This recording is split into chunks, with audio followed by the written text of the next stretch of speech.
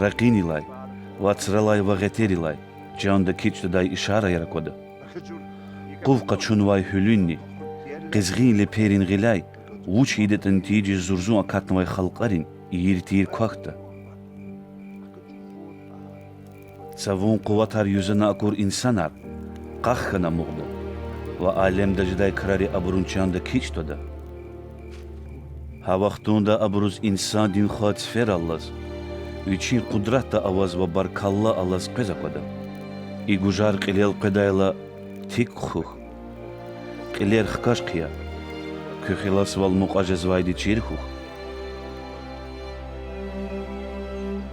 İsadi abruz qisa aqayna. İncil diz ve amay tarariz klig, aburu peşavuna kurla, kez muqara gad aluq daydi hik çirjezvata, haqzal huz vaydi qilel qeza kurla, Allah din patşah velin vaxt agaqna vaydi köz çirxuh. Za köz riki vaylı huzva, am gilan nesil Allah'na fideldi qileza qatta.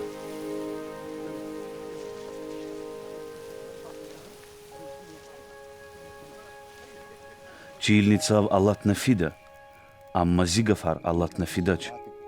Kiligha, kön yavavilerin, khunrin, dünyadin katagaltugunrin görüne hatayta.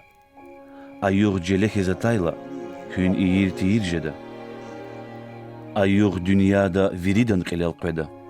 Qilal qeday krari hatis alu jedayva. Bes qadar quvat hum patal. Va ekhir day insan din xtin vilik eqeches hum patal. Har saç oğuz uyakhuh, va düya yaraya,